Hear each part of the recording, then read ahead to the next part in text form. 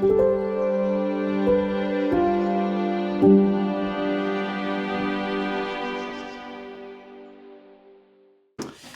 morning, my dear friends. It is Wednesday morning, November 5th at 9:30 a.m. and it is time to study Tanya. We are holding at the beginning of Perek Daled.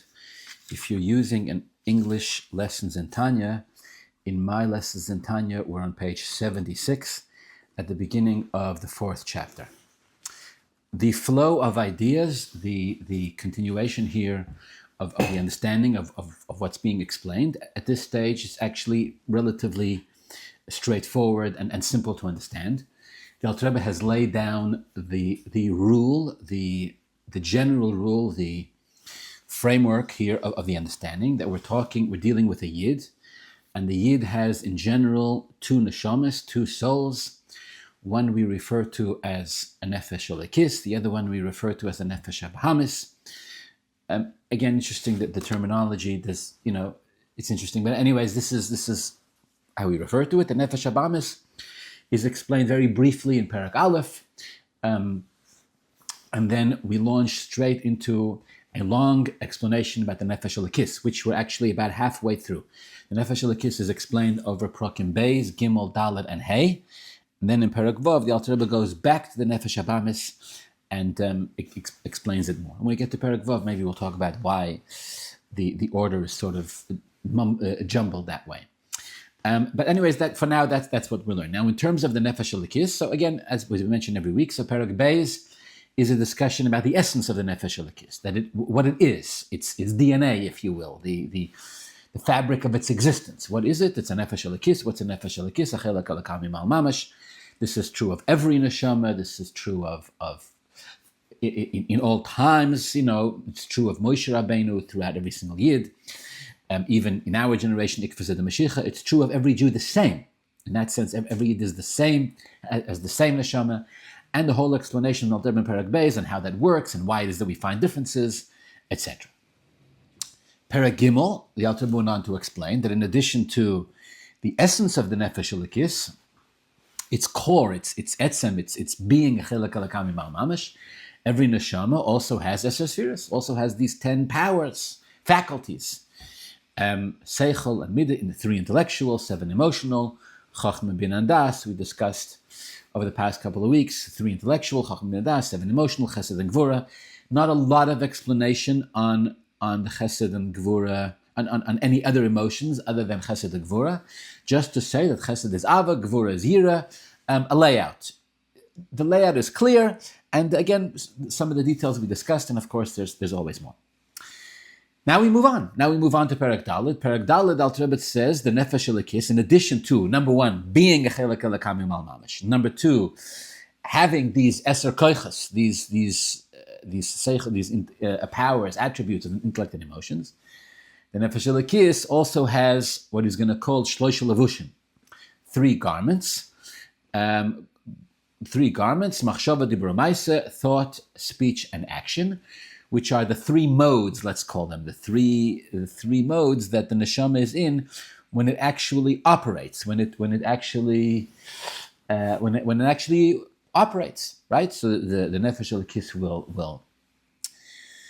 will think as a nefesh elokis thinks. It'll speak as a nefesh elokis speaks, and it'll do those types of things that a nefesh elokis does. And of course, what are the types of things that nefesh elokis thinks, speaks, and does? It thinks thoughts of Torah, it speaks words of Torah, and fulfills practical mitzvahs. That's the first idea. Again, I guess on a surface, with all of the complications, sometimes we get lost. On a simple level, this is the pshat of what's written, and actually, it's this part of it is relatively straightforward. Of course, as soon as the Alter Rebbe opens the discussion about machshava, dibur, ma'aseh, the conversation about thought, speech, and action, so the student of the Tanya gets a rush, right? We get excited immediately when it comes this part of the discussion, because much of the Tanya focuses around the fact that really this is in the end, this is a Yid's avodah. This is the be all and the end all of a Jew's service of Hashem, and everything we're here in this world to do is just in the realm of our thought, speech, and action, because actually that is the only thing we have direct control over. All right, we have indirect control over other things, as we spoke last week, right? If you think about something long enough, eventually it affects your emotions, etc. But that's indirect control, and that takes a tremendous amount of time. As opposed to machshava dibur u'maisa, where machshava dibur u'maisa is something that's in a person's immediate control. We can decide immediately to do something or not to do something. We can decide immediately to say something or not to say something. We can decide immediately to think something or not to think something. In fact, with regard to maisa and dibur, we can decide to do nothing at all or say nothing at all. With regard to machshava, we don't have that option, right? We have to constantly be thinking, but we can definitely choose what it is that we think about. And the fact that this is all we can control right now means that really this is all we're supposed to control right now. That this is all we're supposed to do. And the Alter Rebbe will develop this theme, throughout until when we get to Perek Tes, the Alter Rebbe will say flat out that actually this is the arena, this arena of machshava dibur u'maisa, of thought, speech, and action. This is the arena, he calls it the ir ktana hu aguf, the small city, the body where these two kings, these two empires, the nefesh elokis and the nefesh habambis, the battle rages. The battle rages over these, thought, speech, and action, machshava dibur u'maisa of a person. And the person, Alter Rebbe will say in Perek Yud, a person has this ability to decide immediately and to decide now, and to make good decisions. And all temptations notwithstanding, a person has the ability to conquer, to grant victory to whichever side he or she chooses, and right now to do what it is that I'm supposed to do, to say what it is I'm supposed to say, and to think what it is that I'm supposed to think. And again, I'm repeating myself, even if I don't want to. I don't want to do what it is that I'm supposed to do. Right? I don't want to say what it is that I'm supposed to do. I want to do something negative. I want to eat chocolate chip cookies. Right? I want to talk Lashon Hara. I want to think bad thoughts, etc. And it's tremendously tempting. But say that, no matter how difficult it is, the bottom line is that I have the ability, I have the power. Hashem made us this way. Hashem, that I can say, you know what, even though I want to eat this and I want to say this and I want to do this and I want to go here and go there and think these thoughts, I can stop myself. And it's a tremendously powerful tool that Hashem has given us. I mean, it's so simple when you say it that way, but of course it's much more difficult than it sounds. But it works. It works, and a person can exercise this muscle, and of course, the more you do it, the stronger it gets, and the better you become with it. And this is the secret of machshava dibur u'maisa, and Alter Rebbe will argue, and actually, that's really in the end, that's really all a Jew. The fact that this is all we can do means in the end, this is all we're supposed to do. And of course, like everything else, the more we do it, the better we get at it, etc., etc. Okay, so this is what we're going to learn right now in Perek Dalet. Alter Rebbe will start with machshava dibur u'maisa of the nefesh elokis and explain that.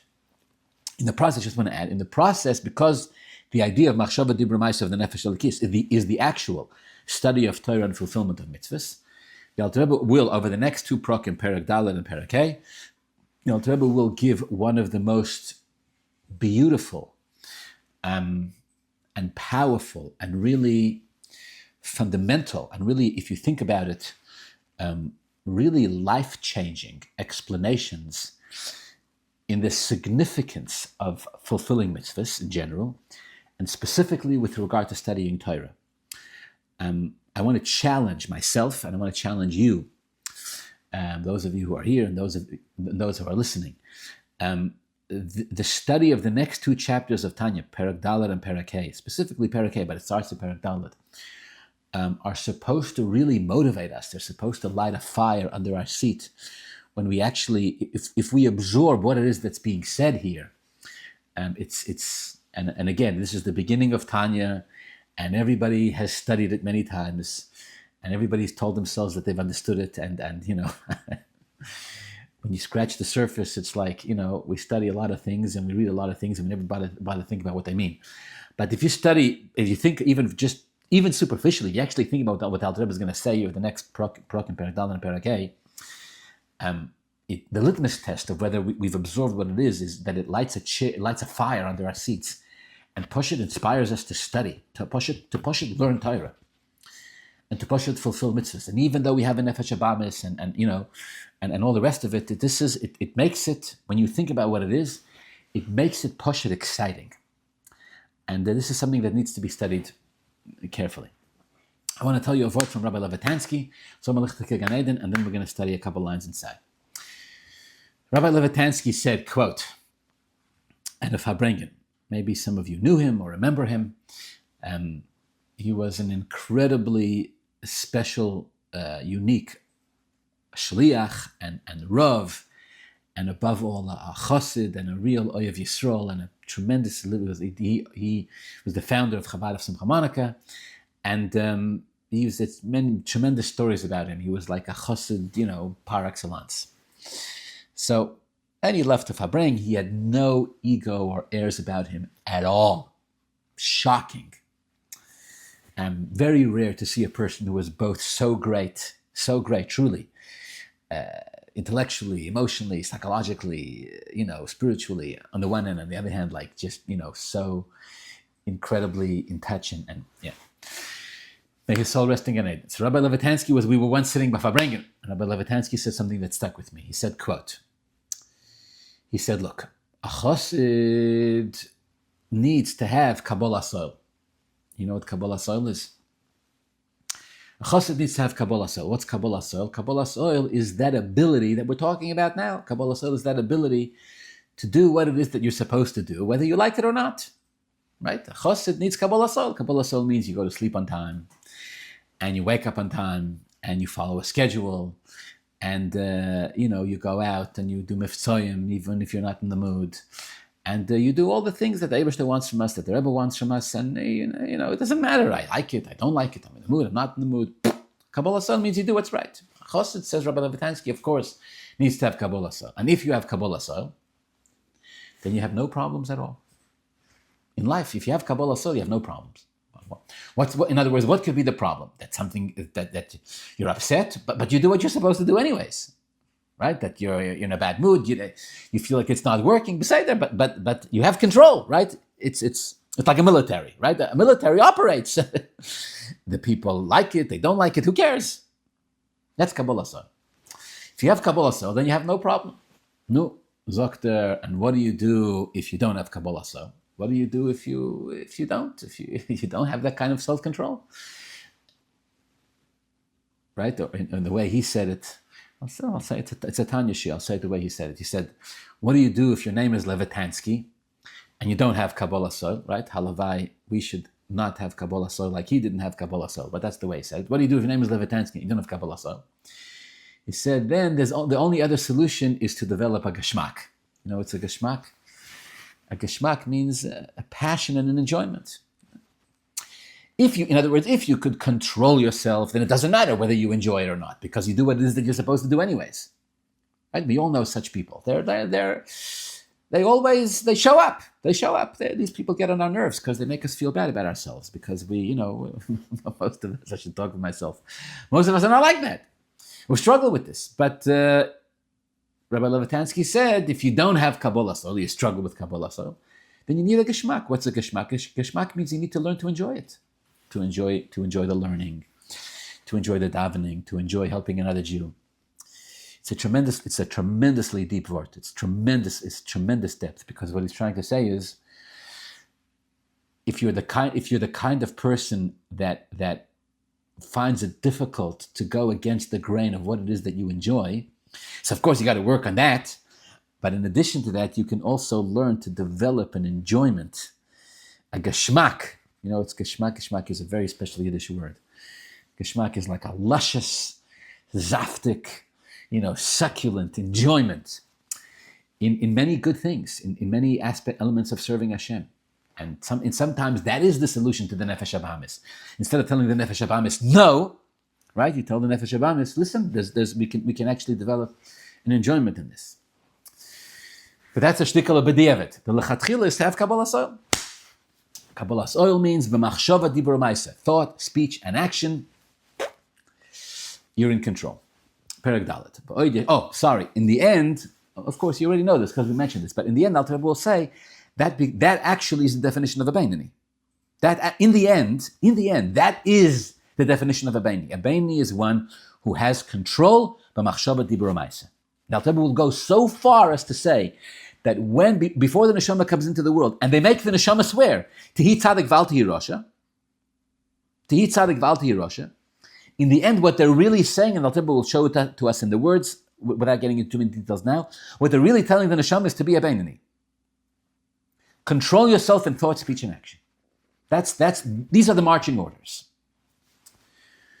Perek Dalet. The nefesh elokis also has three garments.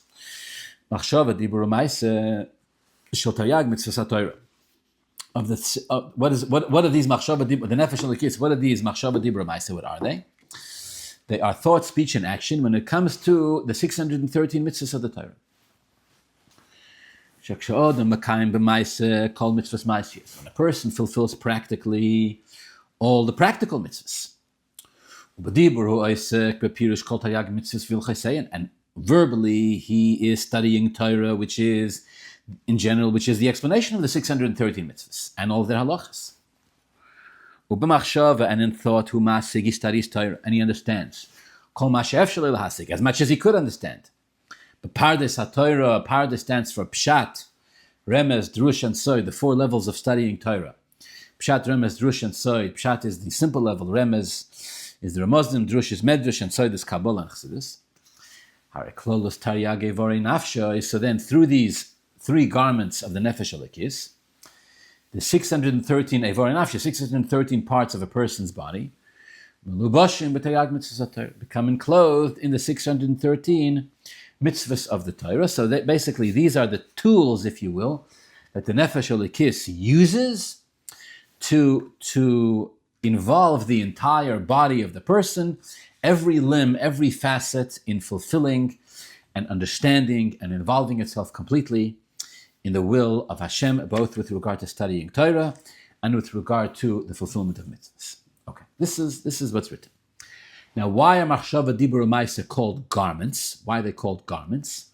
A tremendous amount of ink and paper in the Torah of our Rabbeim has been dedicated to this idea that machshava dibur u'maaseh are called garments. It's difficult to it's difficult to know how much to get into, and anyways, I'll tell you how my very limited understanding of this particular sugya here that machshava dibur u'maaseh are called garments. What's the depth here? Why is this such a big deal? They're called garments. There's something. Let's start with this. There's something misleading about the fact that machshava dibur u'maaseh are called garments. When we think of garments, right, we think of jackets, shirts, and ties, things like that, as opposed to the body of the person. Now, the problem, I'm starting with the problem. The problem is that the garments are not the person. The garments they're made of a foreign substance. The person puts them on and the person takes them off. But they don't at any, even no matter how long the person wears them, they're not the person. They're something else that the person wears. It's obviously not correct with regard to the machshava dibur u'maaseh of the nefesh elokis. The nefesh elokis is not wearing something else. It's not enclothing itself in something. It's not a foreign substance. Obviously not. So why do we call it levushim? Well, the first reason why we call it levushim, garments, is because just as garments are worn by a person to express themselves, so these machshava dibur u'maaseh, thought, speech, and action, are forms, are tools, let's say, that the nefesh elokis uses to express itself. Point one. Point two, just as when we say a person expresses themselves, that means there's the person the way they are above expression, and there's the person the way they are in their expression. So too it is with the neshama. There's the neshama. The neshama has eser koiches. The neshama has these 10 powers.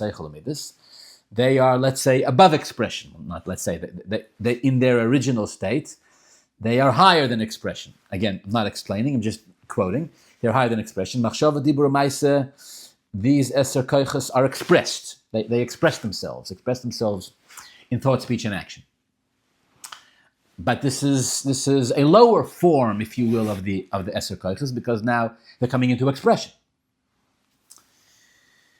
The example for this would be the following. The example for this would be, again, it's brought in Chassidus. It says when a person explains something to someone else, they can never, when explaining it, they can never explain the idea fully the way it is in their own minds.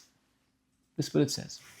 If you have a certain idea or even a certain emotion, no matter how much a person talks about it, the words they say can never fully capture the full intensity or the full extent of the idea or the emotion that they're trying to convey. Why not?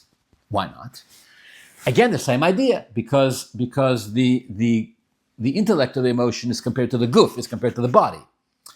The words they use are compared to the levushim, compared to the garments. And just as with, it's a moshel, just as with garments, you don't see the person the way the person is on their own. You see the person the way they're expressing themselves in garments, right? So it is when a person expresses themselves, you don't see the ideas the way they are raw in the person themselves. You see it the way it is in the oisius, in the words of machshava dibur maisa. Another reason why we call them levushim is because levushim are easily exchangeable, right? I can take off a jacket, I can take off my white shirt, and I can put on a Purim costume, like that. As long as I have it, I can put it on. I don't have to change myself, I can just change my garments. So it is with machshava dibur maisa. Machshava dibur maisa is that part of the nefesh elokis, that part of the nefesh in general, but here we're talking about the nefesh elokis, which is very easily exchangeable, very easily changed. Now again, on the one hand, the fact that it's very easy to change, right? Like we said before, a person can choose to do, not do, think, speak, not speak, think about this, think about that. On the one hand, this shows on its chesaron, on how superficial it is. Just like the example of the garment. I can change my garments very easily. I can't change myself very easily. Why? Because the garments are not me. So even though in the nimshul, the garments are also part of the nefesh elokis, no question about it, but it's that part of the nefesh elokis which is so superficial that it's easy for the nefesh elokis to change with barely any effort at all. This shows on the lowliness of it. This shows on how far we've gone from the nefesh itself, right? From the nefesh elokis itself, from this chelek elokami ma'al which can never change, which is rooted in the essence of its being, to something which is so easily changed, which is something which is so easily manipulatable. That's the chesaron, that's the downside. But together with that comes the positive side. The positive side is the fact that it's so easy to change means it's so easy to control. Fakert, because it's so superficial, because it's such a superficial part of us, therefore we can control it without dealing with all of the deeper issues. We can do what it is that we're supposed to do even if we're not in the mood. If we had to change our mood, then every time if in order to do what we're supposed to do, we have to change our mood, then every time we were to do what it is that we need to do, it takes 10 years of avodah. And until then we're stuck. Or the Eibishter made it in such a way that you can do the right thing even if you're not in the mood. On the one hand, this shows you the chesaron of it, right? That you're doing something und hast nicht dabei, and you're not really. It's not wholehearted. There's a hypocritical sense about it. On the one hand, on the other hand, together with it comes the mila, comes the advantage of it that you could do it immediately, even though you're not in the mood. You could do so anyways. So yeah, fascinating word. Fascinating. Chassidus talks a lot about the concept of a mitzvah or an aveira b'shoigeg. A person does an aveira by mistake, or a person does a mitzvah by mistake. What's an example of an aveira by mistake? A person forgot that it was Shabbos, let's say. Forgot that it was Shabbos. And they did something you're not allowed to do on Shabbos. So forgot you're not allowed to do something on Shabbos. They did it. Or even more, or even worse, they did an aveira ba'oinus. Means they was something even beyond their control.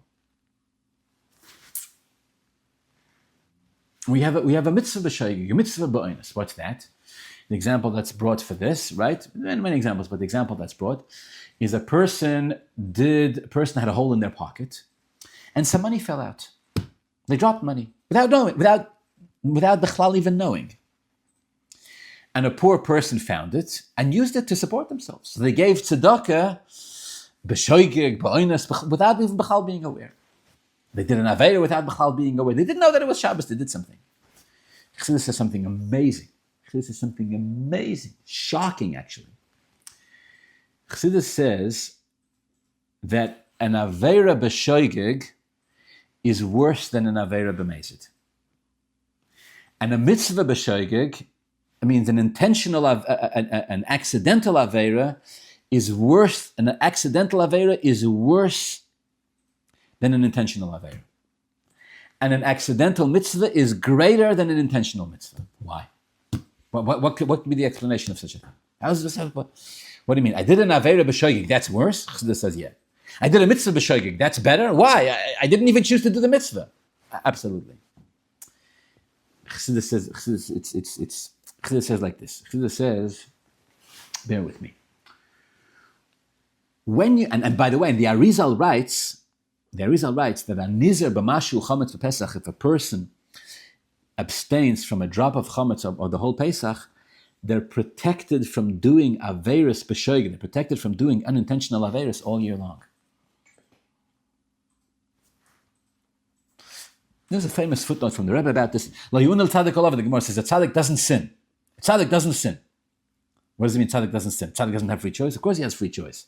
It means that tzaddik doesn't sin by mistake. A tzaddik will never sin by mistake. I'll tell you what the pshat is.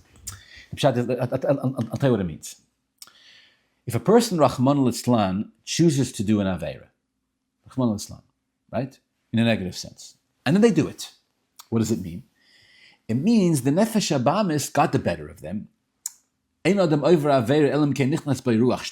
of shtus came over them. And in the moment they were seized with this intention, with this which they carried out, to do something they weren't supposed to do. Okay. Is this reflective, says Chassidus, is this reflective of the truth about the person? No. It's very superficial. It's very superficial. It means right now they chose to do something, say something, think something, not do, say, or it's limited to a decision they made. A bad decision they made. A wrong decision, a very dangerous decision, very spiritually dangerous decision they made. A very spiritually harmful decision they made, granted. But it's a decision that was made. It's very specific. But if a person does it b'shoigig, then they did it without deciding to do so. So where did that come from? It didn't happen by accident. There's no such thing. We say it happened by accident. But there's no such thing. It happened by accident. There's no such thing.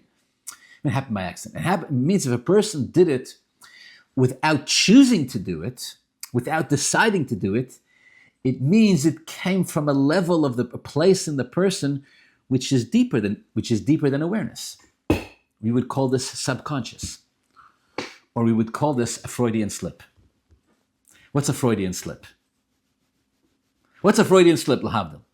A Freudian slip says like this. When you're speaking and you're choosing to say certain words, the words are a very limited window into how you really think. You may think the opposite. Look, I can say the words 1 + 1 = 3. I can say 1 + 1 = 3. I don't really believe it, but I can say it. I can even lie and say the words, I believe 1 + 1 = 3. It's not the truth, but I can still say it. That means I'm choosing to say it. Is it the truth about me? No, but I'm choosing to say it anyways. But without conscious awareness, I would never be able to say 1 + 1. Without choosing to say it, I would never be able to say it because it's not the truth. What's a Freudian slip? A Freudian slip says when you were not consciously choosing your words and words slipped out by mistake, that's the truth. What do you mean it's the truth? It's a mistake. Of course it's a mistake. But what does it mean a mistake? A mistake means you weren't on guard, controlling yourself from saying something that you were trying to say to cover up what it is that you really think. So an Aveira B'Shoigig means to halster by. An Aveira B'Shoigig means that's where you are. It's like a person says something in their sleep, right? Most of the time when people say something, things in their sleep, it's nonsense. But every now and then a person will say something in their sleep or think something in a dream. So the psychology believes, or used to believe, I don't know, that what goes on in a dream is very reflective of deeper elements of the person. In the language of our conversation over here, we're talking about this is beyond, this is deeper than the garments. Machshava dibur ma'aser are the garments. When a person does something or says something or thinks something without not consciously, this is the level of the person deeper than the garments. Higher, exposed, not wearing garments. And the same thing is with a mitzvah, the other way. When a person chooses to do a mitzvah, beseder, you chose to do a mitzvah, not beseder. It's eternal and it's powerful and it's godly and all the rest of it. But in terms of where it is that you psychologically and spiritually live, are you a mitzvah doing person? Are you in mitzvah doing mode or not? The fact that you chose to do a mitzvah means you chose to do so right now. But du halst dabei, is this really what you're all about? Is this really what you're all about? Not necessarily. When you do it without thinking, that means it's coming from a level, thinking is a garment. Means it's an intentional mode of expression. When you do something without thinking, it means it's coming from the nefesh itself, which is deeper than your thoughts. I'll tell you an amazing story. Again, to bring out this idea. You may have heard it before, but anyways, it's worthwhile to repeat. Two Chassidim came to the Rebbe Rashab to visit the Rebbe Rashab from the city of Odessa. Odessa, a city in Russia. They both went into the Rebbe Rashab for Yechidus, as is the custom among Chassidim. Open your hearts, my dear friends. Open your hearts. The first Chassid comes into the Rebbe Rashab from Odessa. The Rebbe Rashab said, how are the Chassidim doing in Odessa? And the Chassid lights up. He goes, Rebbe, the Chassidim in Odessa are on fire. They're on fire. They're learning Chassidus. They're davening. They help each other. They fabring. There's avas reim. There's love. They're thriving. They're spiritually connected. They're sensitive. The neshamas are on fire with love and fear of Hashem. The Rebbe Rashab sits and listens. The Rebbe Rashab is kvelling. You know, it means kvelling. He's basking in radiance of glory of listening to this chassid describe what goes on at Odessa. Says the Rebbe Rashab, Azoi, wow, unbelievable. Tell me more. Said the chassid, just last week we had a fabrengen, and Shabbos we learned this, and Medgiret, and this one and that one. Oof. The Rebbe Rashab is elated to hear this, elated. He opens his drawer, he gives the chassid a gold coin. He says, blesses the chassid, may Hashem bless you. Thank you for giving me such wonderful news. Gewaldig. Say that. A little while later, the second chassid comes in from Odessa. Says the Rebbe Rashab, tell me, what's going on in Odessa? How are the chassidim in Odessa? Says the second chassid, don't ask. Don't ask, he says. No one learns, no one davens, selfish, spiritually dead, cold. No fabrengens, no enthusiasm, no fire. Everything is remote, habit. People don't care about each other. It's a disaster. Zoe, says the Rebbe Rashab, he has a crestfallen look on his face. Terrible, terrible. No, so the Eibishter helfen, he gives him a bracha and sends him on his way. No, you know what Chassidim do? Chassidim like to fabreng. That night, they're all sitting around the table and fabrenging. These two Chassidim, which just came from Odessa, among them.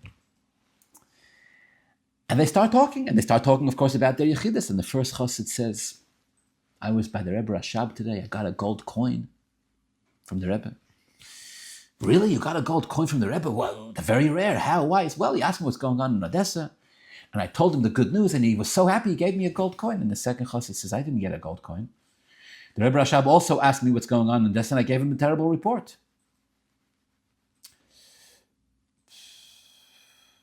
Around the table was sitting the Rebbe Rashab's older brother, the Razor, Reb Zalman Aaron, who was a tremendous son of the Rebbe Marash, Chassid, and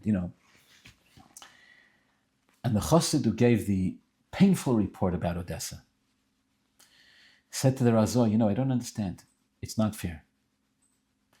He says, it's true that this guy gave the Rebbe Rashab a good report, and I gave the Rebbe Rashab a negative report, but I told the truth. I told the truth. I don't get a gold coin because I tell the truth. It's my fault. It's my fault that the chassidim over there are not doing what they're supposed to do. Again, you want to tell me my perception is wrong? Fine, my perception is wrong, but I still told the truth as I see it. Why don't I get a gold coin? Only people who tell the Rebbe what he wants to hear, they get rewarded. People tell the Rebbe things that the Rebbe doesn't want to hear, they don't get rewarded. It's not fair, cried the chassid.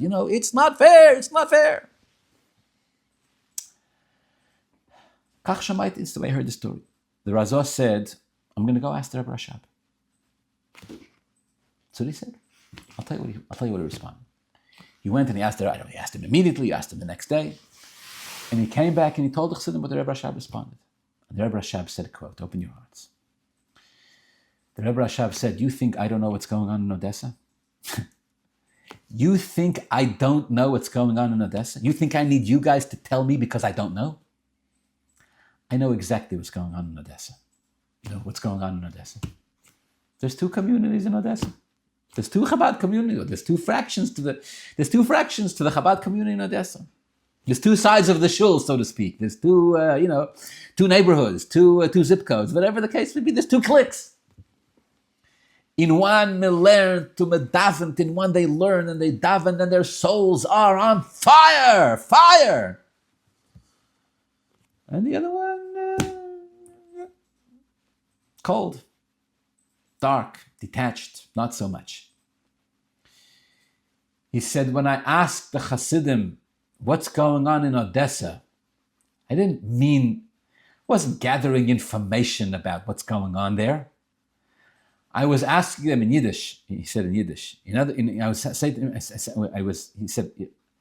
Ich habe sie gefragt. I asked them, in welchen Odessa lebst du? In which Odessa do you live? In which neighborhood are you hanging out? So the first one said, in Odessa we're learning and davening and serving the Eibishter. Why? Because that's where he lives. The other guy said, in Odessa they're cold and detached and uninterested because that's where he lives. He said, I didn't give one the gold coin because he told me what I wanted to hear. I gave one the gold coin because he, when he's talking about what's going on, he's talking about himself. That's what's going on. The other guy caused aggravation, not because he told me something I didn't know, but because he's not where he's supposed to be. What's the wisdom of the story? The wisdom of the story is, if you say to a person, where are you? How are you? You want tell me about yourself. Which person is, number one, is going to tell you honestly about yourself, and number two, which person even can tell you honestly about themselves? We don't even have that. Most of us don't even have that ability. Had an honest reckoning of himself. But the rest of us, mere mortals, we don't. We're very difficult. We struggle with self-awareness. Struggle. You want to know where a person is? You want to know who a person is? Tell me who your friends are, and I'll tell you who you are. Describe your neighborhood. Describe your environment. Describe humanity. Describe people. You know those people who walk around all day going, everybody's a disappointment. Everybody's bad. Everybody's stupid. Nobody knows what's going on. They're not really, if you listen to them, I tell this to young people who go out on dates, by the way, for marriage. If you go out on a shidduch date with somebody and they have negativity to tell you about everybody, know two things. Number one, the files they have on everybody else are inaccurate. At best. Sometimes they're downright lies, but inaccurate at best. And number two, what you have is a negative person. That's why they see. When people talk about other people, we think we're talking about others. We're really talking about ourselves. It's like a mitzvah b'shoigeg, right? Without realizing we're doing a mitzvah because the soul is in a positive place. Lo yu'nil tzaddik olav, and a tzaddik never does an aveira b'shoigeg. Can a tzaddik do an aveira b'mezid? Every Jew has a bechira.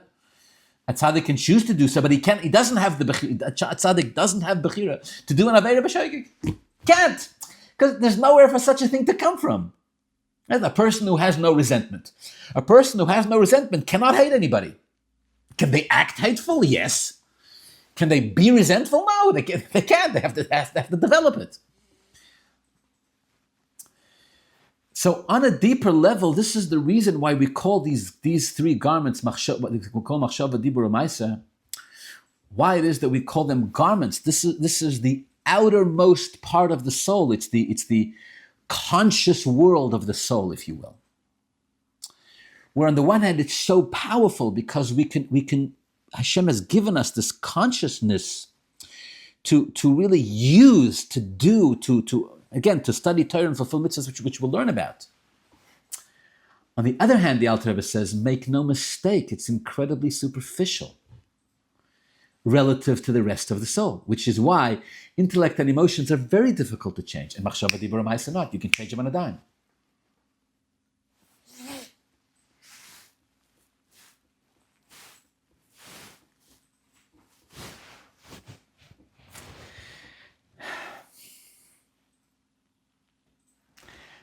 And then Chassidus says one more word.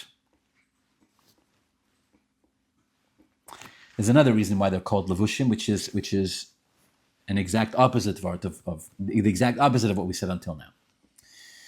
There's another reason why they're called levushim. Why? When a person is wearing a garment, if you grab the garment, as a rule, the person cannot escape. You have the person. Even though you're not touching the person, if you have the garment, you have the person. The person is to be found in the garment. It's a very edel word. It's a very subtle word. The person, to be, right? Like it says by Yosef, she grabbed him by his garment, right?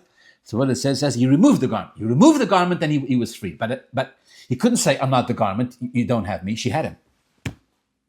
She took his garment, she had him. You grab a person's garments, if they're wearing them, hosta demench. Even the person without the garment, even the person themselves is to be found in their garments. All right, what does this mean? I'll tell you what it means. As much as we say that no matter how much a person speaks, the words can never truly express fully their understanding, their emotions. The words always fall short. On the one hand, there's also an opposite svara. There's also an opposite idea, and both are true. The opposite is, but dafka, when a person speaks, the act of speaking, somehow there's a sense that the entire emotion is here. We